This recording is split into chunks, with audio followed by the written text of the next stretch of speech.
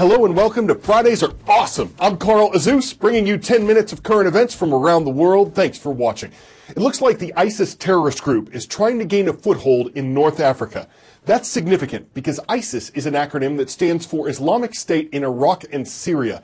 It's in those two Middle Eastern countries that the militants violently took over large chunks of land in 2014. And that's where they hope to establish an Islamic country called a caliphate. But Iraqi troops with U.S. support are fighting back. And in Syria, ISIS has been hit by American and Russian airstrikes, as well as attacks by the Syrian government. So it's looking to other unstable nations to recruit and build its forces. And one of those countries is Libya. ISIS is under a lot of pressure in Syria and in Iraq because of the military campaign by the U.S., but also, quite frankly, by the Russians and the Syrian regime. And so, therefore, they've been losing ground in Syria and Iraq and are actually telling recruits to go to Libya instead.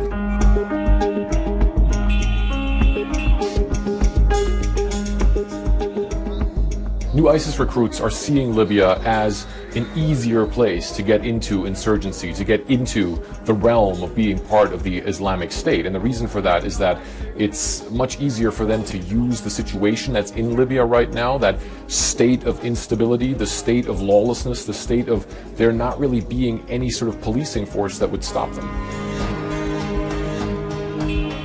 That's why so many new recruits are coming in at this point in time. And the U.S. says that they believe that the amount of ISIS fighters in Libya is somewhere between 4,000 and 6,000 fighters. That's a lot of fighters, considering that Libya is a country with a very small population. In Libya, ISIS is strongest in the former stronghold of Muammar Gaddafi in Sirte. In that town, ISIS was able to unfold, and they currently have quite a bit of territory around Sirte. They have about between 150 and 200 kilometers stretch of territory that they control. What they want to control in that area, what's very important to them, is to try and control some of the oil and gas fields in Libya. That's their main aim. They want to have access to that because obviously it would make them very rich and very powerful. An internationally famous musician suddenly passed away yesterday. The artist known as Prince, whose full name was Prince Rogers Nelson, died at his home in Minnesota. He was 57 years old. Prince pioneered what's known as the Minneapolis sound. It's described as a mixture of synth, pop, and new wave. Some of his music was controversial and contributed to the creation of parental advisory labels on albums. Over the course of his career, which spanned from the 1970s until now, Prince won 7 Grammy Awards and was nominated for 30. The musician had canceled a concert earlier this month after saying he wasn't feeling well. On yesterday's roll call request page at cnnstudentnews.com, we heard from a Pacific island between Hawaii and the Philippines. We're talking about Guam. And in the community of Upper Tumon, it's great to see our viewers at St. John's School. From there, we're headed to the city of Champaign, Illinois. The Chargers are taking charge at Centennial High School. And in the town of Gilbert, Arizona, we've got the Cougars watching today. Cooley Middle School is on the roll. Space exploration financing. We've discussed the money it would take to get to deep space and questions about whether it's worth it. Space exploration technology. We've shown you the potential vehicles and rockets that could take people far, far away. But what about space exploration psychology? 6 people living on Hawaii's Mauna Loa volcano are part of a $1.6 million study into how the brain could handle the confines of living on Mars. It's crazy that you guys have been living in this dome for 8 months, 6 of you in here. Are you calling me crazy? But that's actually why these 6 crew members were chosen for this special mission, to see if they would go crazy. It definitely has that potential. I was one of the first civilians they saw in months. This is pretty tiny. That's because they were stuck living inside this small dome, pretending to be on Mars. Except Mars is the top of this dormant volcano in Hawaii. Some say this is the most Martian-like environment we have here on Earth. It's isolated, it's desolate, it's rocky, it's cold. I mean, I truly feel like I'm on another planet. They lived here because NASA needs to figure out a major problem: if the mind can handle a trip to deep space.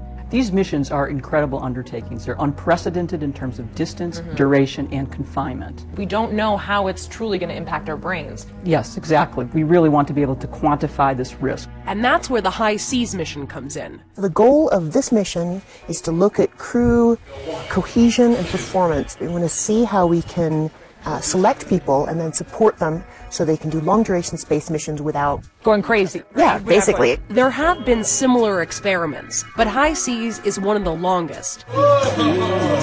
And the first to focus solely on a co-ed mission to Mars. So we had to wear these sociometers while we were awake, and they would like measure our interactions. So those are the things that would measure how close you are to some of your other crew members. Right. See who likes each other, who doesn't like each other. How loud your voice is when you're talking to someone. Right, so whether right. you're whispering or possibly having a heated discussion.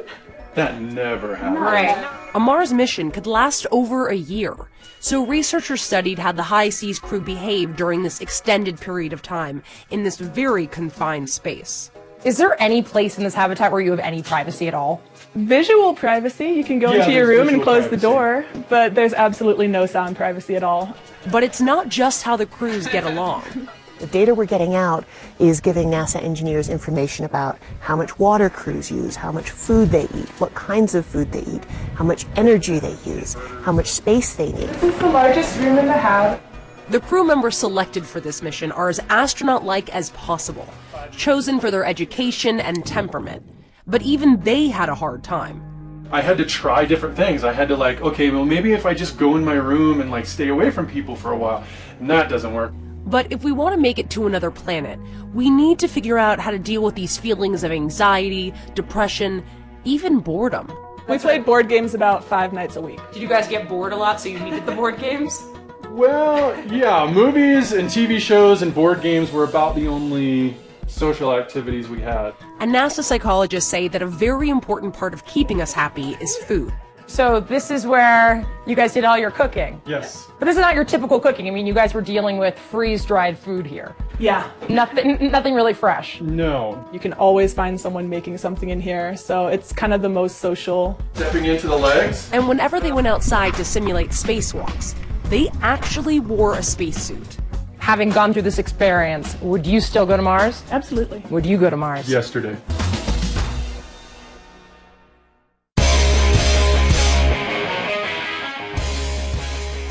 It's a good thing dust devils are a lot weaker than tornadoes, because this one recently spun up at a softball game in Virginia, and the players just seemed to treat it as a minor delay. These rotating columns of air are not particularly dangerous, especially in the eastern U.S., and they don't last very long. This one reportedly stuck around for about half a minute before dissipating into the air. Once it was gone, the game went on.